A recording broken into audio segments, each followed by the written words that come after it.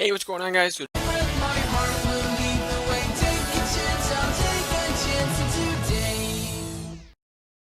we're talking about another episode of Dueling Book Commentary. I think I'm just going to stick to Dueling Book Commentary and deck profiles because that appears to be getting the most views. All the other kind of discussion videos don't really do a whole lot, and those are harder to edit too. And in a lot of cases, I don't really enjoy doing them as much. And I feel like I can get a lot of discussion done during Dueling Book Commentary like this. We have Blue versus Brazzers. Blue's got 669 rating, 4239 experience, a lot of experience on Blue's side, a little bit more experience on Brazzer's side, but he does have 1543 rating and 5129 experience. I'm really glad there's not like random X's and random numbers in these guys' names like Blue and Brazzers. Easy names to say. But anyway, we see Pot of Desires activate or attempt to activate as its cost goes out, banishing 10 cards, and Ash Blossom hits the Pot of Desires. Interestingly enough, with all the new things that we have in the TCG today, probably the still best target for Ash Blossom is Pot of Desires, because Pot of Desires, even though that's Flip Flop Frog. Interesting. Strategy for this card, face down this card, so you can return monsters. Alright, I can dig it, I guess. Anyway. Um, sorry, Flip Flop Frog really threw me. Ash Blossom, hitting Pot of Desires is huge because Pot of Desires does have a pretty steep cost. Like, yes, it is a +1, but it still has a really steep cost. Anti-Spell Fragrance is flipped face up during the standby phase. Red Reboot is chained to that, flipping Anti-Spell Fragrance back down, allowing Brazzers to set a trap directly from his deck, which is going to be devastating because it is probably Paleozoic frogs. Droll Lockbird is normal summoned, and we see Spellbook of Knowledge activated, sending us to the graveyard. Now we know this is Goes and Match. This is Anti-Spell. We don't know what this is, but we do know that due to Red Reboot, Brazzers can't activate any traps, what I was about to say. But we see a totally awesome negating Blue's Spellbook of Knowledge. Blue scoops immediately after that. But you know, if you got normal summon or set a hand trap, you're not in the best spot. And that's unfortunate for Blue. He opened some form of Ash Blossom, Droll Lockbird, Red Reboot, and 3 other cards, because he did draw a card, so one of, other than the Ash Blossom, the Droll Lockbird, the Knowledge, the Red Reboot, all could have been cards he drew for turn. But regardless, it didn't seem like he opened super well. Probably Invoked, because Invoke does run a lot of hand traps and the Spellbook engine. But Invoke, it is Mech Knight Invoke, because Mech Knight Invoke chooses to go second, which Blue just did. It's got to be Mech Knight Invoked, because it's very custom for Mech Knight Invoke to choose to go second. With all these bricks. So Blue is saying he bricked again. Hopefully he plays it out. Pot of Desires resolves this time.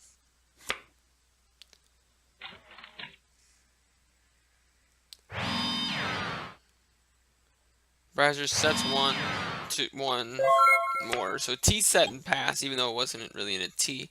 That's probably because Brazzers has an idea of what he's facing.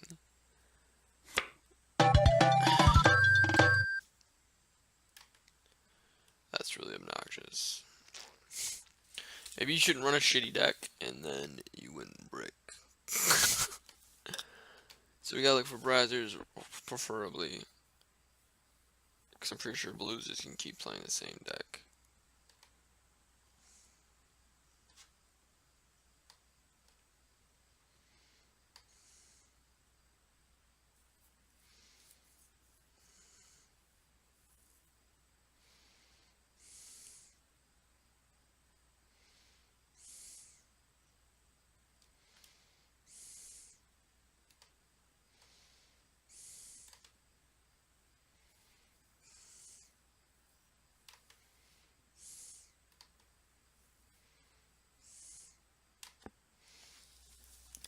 Hey, what's going on, guys? So today we're talking about another episode of Dueling Book Commentary. I don't usually get to the rock, paper, scissors part of it, but the reason I was able to was because I just watched Brazzers duel somebody else, 2-0'd him really fast.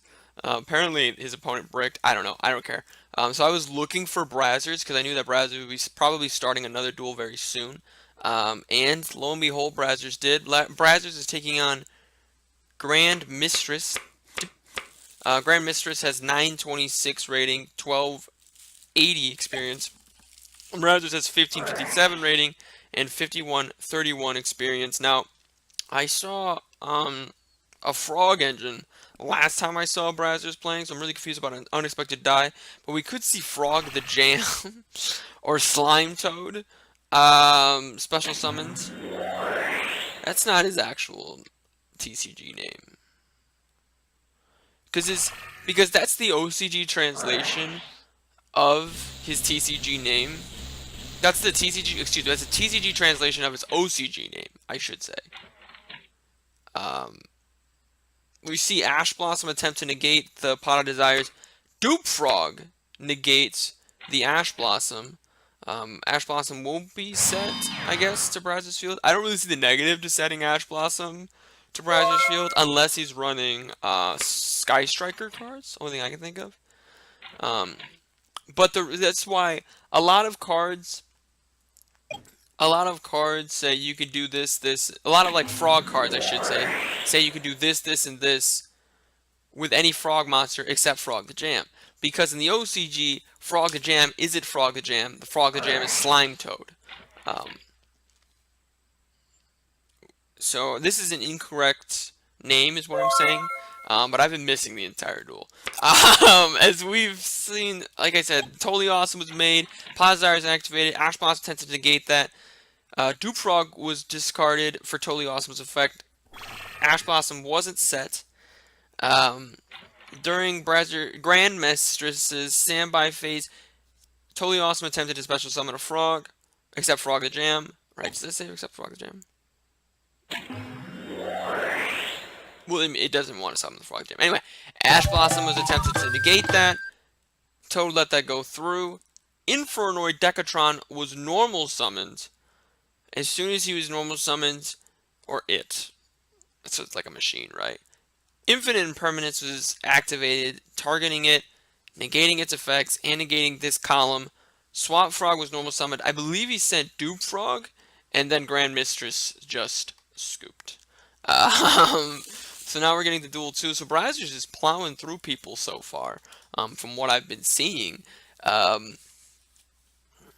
Now, as this dueling book commentary thing sort of grows, some people will probably be like, why don't you ever duel on a dueling book? You know, you talk all this talk and you do all this thing. I don't like dueling on online simulators that rely on your opponent. I really, really enjoy dueling on YGO Pro, and maybe there's a way I could probably try to re-download YGO Pro, because I really, really, really wanted to re-download YGO Pro after Konami hit it, and then there was like a secondary site, and you gotta download a zip file, this, that, and the other, and a lot of different things you gotta do. I really just gave up and just said no more YGO Pro for me, but I might go back into it. Interestingly enough, Brazzers told Grand Mistress to go first. No, Grand Mistress lost. He decided to go first. I'm sorry. Inferno Decatron's normal summons, attempting to activate his effect to send. Ash Blossom is chained to that. That's dangerous Ash Blossom. Because, it's BA Infernoid. It's 40 card BA Infernoid. Huh. But anyway, the reason why I say that's a dangerous Ash Blossom, yes. Well, like, we just saw why. Because Infernoid's got what I call, had the Infernoid 4. That Grasslock Screener got banned. But Infernoid has a lot of very powerful spell cards, you know, like Future Fusion, Monster Gate, Reasoning, all that get hit by Ash Blossom. One for One's another good example of it. And hitting the Infernoid Decatron, yeah, you're allowing yourself to not let your opponent fuel their graveyard, but at the same time, ashing the Infernoid Decatron leaves yourself wide open to a very powerful spell. You can't do Void Imagination because, Well, you could do Void Imagination, but you could only use cards in your hand. You only use cards in your deck with Void Imagination. It's kind of like Shaddoll Fusion. Your opponent has to control a monster from the extra deck. But anyway, we see the second Decatron sending the Harmadic. Patrula is normal summons. Patrula, Harmadic's level plus Decatron's original level makes 8, which is Cyframe Lord Omega. So the Cypher Lord Omega and an Infernoid Decatron with 500 attack, it's just sitting there. But that's what Grand Mistress has on his side of the field. So I feel like Brazzers is still in a pretty good spot. He hasn't gone yet. Not sure what's going on. It could be a bug in the dueling book system. Let's see what the watch is saying. Watch starts saying a whole lot.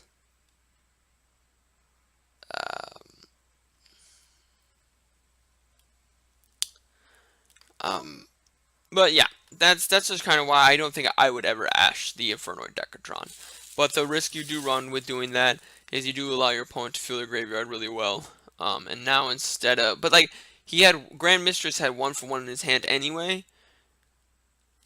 So he probably would have just used the 1-for-1, and then I would have negated the 1-for-1, and he would have got no value off the 1-for-1, and he would just discard it for nothing. I don't know. It's possible, like if in my situation, if Brad's situation, if he didn't ash the Decatron, that the exact same board would have happened anyway. And the exact same amount of cards. I still don't know where Brazzers is at. He probably just had to step away for a moment. And we'll be back soon.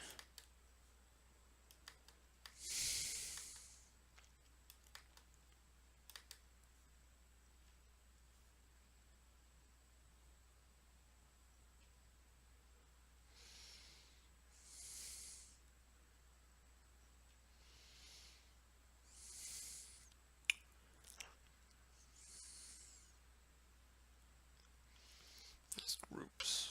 Wow, a lot of groups.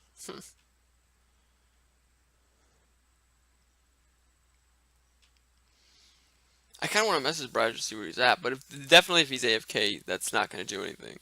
Because it's not like me saying, hey, come back to your computer, and then all of a sudden he, who's like in the bathroom or answering the door or getting pizza or something, like he's going to be like, well, guess I better go listen to this random guy who's watching my duel. I'm curious to see what BAs are doing in here as well.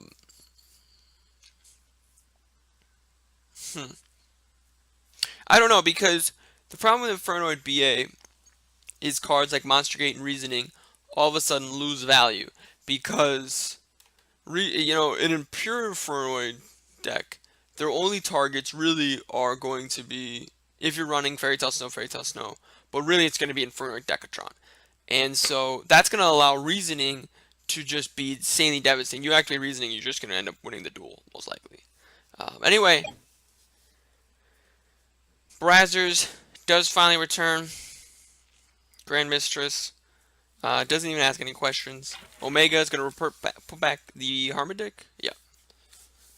I messed around with Infernoids for a little bit. Nothing too spectacular.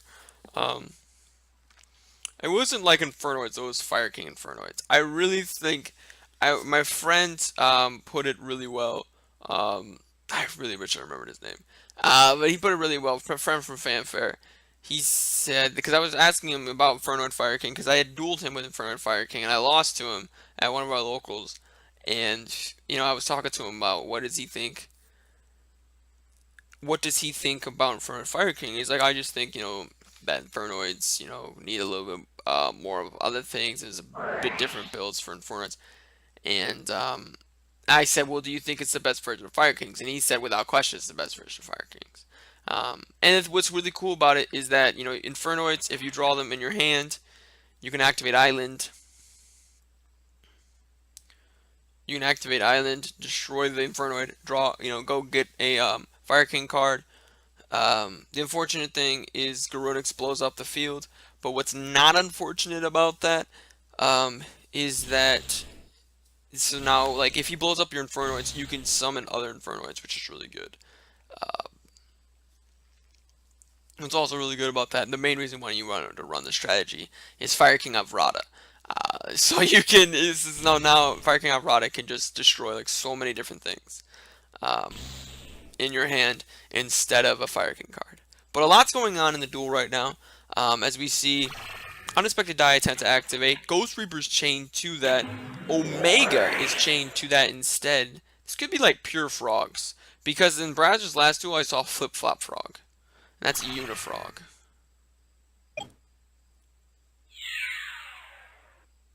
Huh. But anyway, Omega banishes the Swap Frog. Ghost Reaper reveals Dante, Traveler of the Burning Abyss. And Dante, all three copies of Dante are banished. Which isn't super terrible. I don't, which is the weird thing actually though about this is that it says if this card is sent to the graveyard, that's from anywhere, but it's not from the banish zone. Like if Omega puts back Dante, he's not gonna get his effect. He's not gonna be able to add the Alec to his hand, which is such a weird interaction in my opinion. But anyway, Omega returns during the standby phase, and so does Swap Frog. Totally Awesome detaches Unifrog, special summons Dupe Frog. Brazzers leaves again. This time he says BRB. I'm just gonna be honest, I don't really see the value in playing this many frogs. The only way I would play this many frogs in my paleo deck is if I wasn't actually playing a paleo deck. And I have yet to see, in two duels, or I guess this is the fourth duel, second match I've seen Brazzers play. I've yet to see a single Paleozoic card. So this could just be frog spam, but I just think that that's a worse version of Paleozoics. I'm totally fine with running, you know, three copies of Slime Toad and Unexpected Die in Paleozoics, just so you have a better chance of making a first turn totally awesome. But I just don't think Pure Frogs is very good. I will say this. Wetlands is one of the most underrated attack gain spells, field spells in the game, because Wetlands is one of those field spells, like a lot of field spells, like Sogen, Yami, Yumi. Um, is he called Yami? I think it's called Yami. Anyway, it's one of those field spells that is an attack gain field spell. Like if you control this, or all this gains this, like Jurassic World, like the old Jurassic World, too. Another example. And Wetland says that like all like level 2 water monsters or something like that. It's either level 2 or just frog. I don't think it's frog. I think it's all level 2 or lower water monsters gain 1,000 attack. And it's just like it's really good. Like if you haven't, now the deck used to be a lot better because the game used to be a lot slower. And if you have like a slower-ish deck, maybe not Go format because the deck's a little too good for Go format, just being honest, but like Gladiator Beast format, like that format is where that deck is like really good. So if you have like a Gladiator Beast format like deck, um, just go ahead and play it because it's like playing like Frog, like level 2 Frog deck with Wetlands is really good. But anyway, Brazzers returns, Void Banishment activates. It's going to end up discard. Does not activate. Um, did he discard yet? Hmm.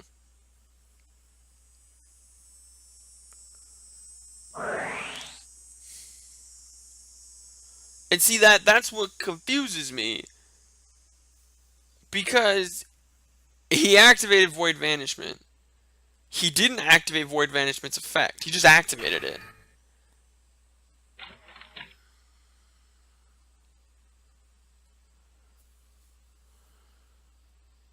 Maybe toads can't negate effects. That's definitely possible that that's an interaction. That Totally Awesome cannot negate effects. Because if that's the ruling on Totally Awesome, then Brazzers played that fine. So what I'm saying is, if Totally Awesome can negate already face up on the field card effects, like Gateway to the 6, gaining counters. If Totally Awesome can negate that, Brazzers should have waited for Grand Mistress to discard for Void Banishment. But if Totally Awesome can't negate that,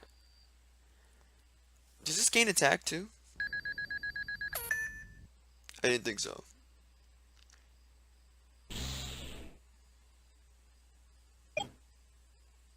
Oh, I see.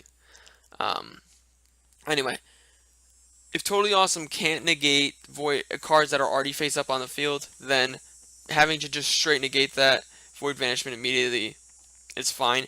Actually, I still don't think that's fine because what I would have done, even if you can't negate that, like let's say he goes, Void Banishment, discard his cost, and I go Toad negate, he's like, you can't negate that. Then you just negate whatever he adds off Void Banishment. Like you just negate that, like the the fusion card or what have you. Because now we see Monster Reborn activate, returning the Decatron. Decatron sends Seismus. Seismus outs the Dupe Frog and then banishes it.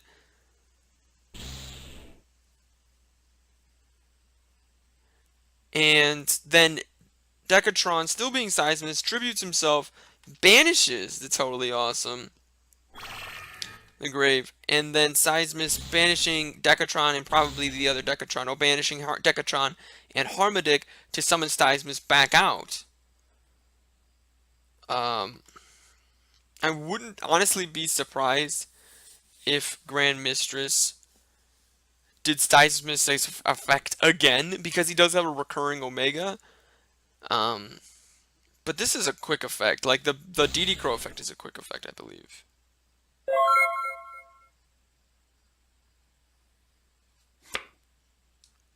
But anyway, Omega banishes himself and hits the Swap Frog again. He's a psychic after all. Banishes the Swap Frog again. So Grand Mistress, 1 card, Brazzers, 3 cards. But Brazzers is not out of it yet. He does have to set a card and pass. Omega's going to return now, and so now card advantage, which was 3-1, is actually now 3-4. And depending on what's in Grand Mistress's hand, all that could change a lot soon.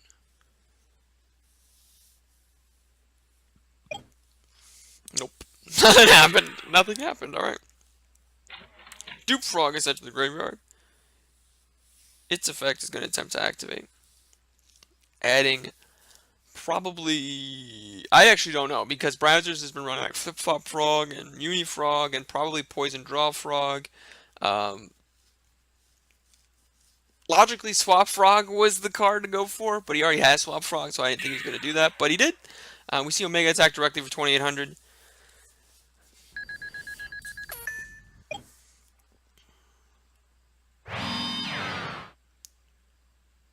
What?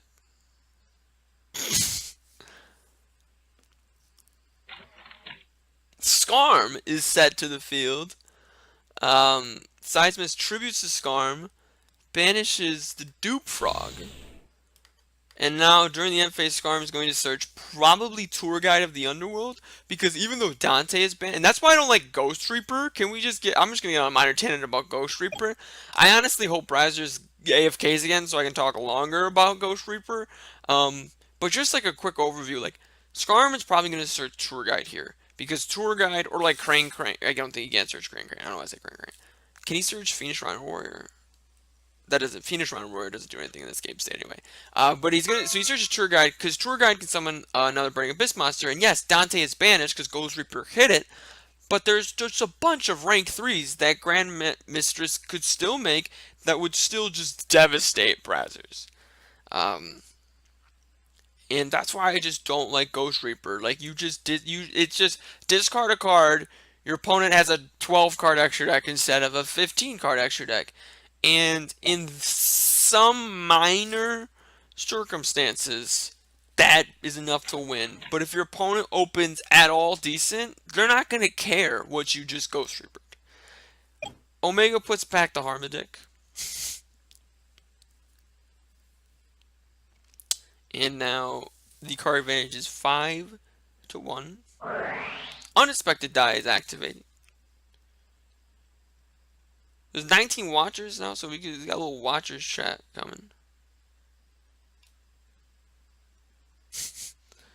Frog the Jam.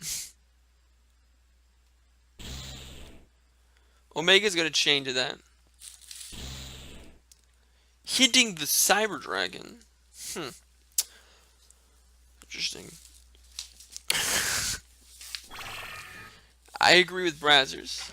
That was a shitty side deck card to put in because it's a really good card against cards that are going to take up your extra link zone. It's really bad against Omega because Omega is just gonna keep returning to the main monster zone.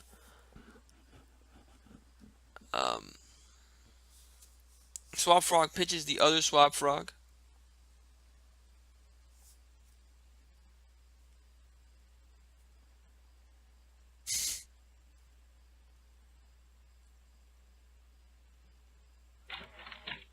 Sending Rototoden.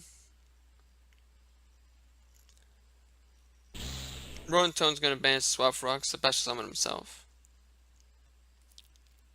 Now, Brazzers does have to try to figure out a way to out the Seismus, because Totally Awesome does only have 2200 attack, but just a Mr. Boy doesn't do it, because Omega can return and do some work that way. We see Seismus chain to Rototoden's effect, as was expected. I don't think there's anything in here. Oh, there's still a Slime Toad, a Frog Jam. Swap Frog sends Rototoden again. Unifrog is normal summons. Unifrog and Frog the Jam are made to make Mr. Boy. Rototoden banishes Unifrog, special summons himself. And I believe that's game? Or, wait, is double Mr. game? Well, it's 2800 plus 2000? That's definitely game.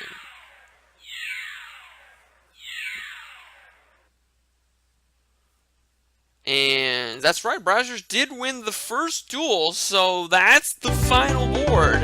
As Brazzers, with a deck that I'm just going to have to call Pure Frogs, wins the duel. So kind of a table 500 match as we saw Pure Frogs versus BA Infernoid. Alright, I hope you enjoyed the video. Make sure you click that like button if you did. Subscribe for even more Dueling Book commentary and Yu-Gi-Oh content. Get ready now, go get going, but don't you step on my blue.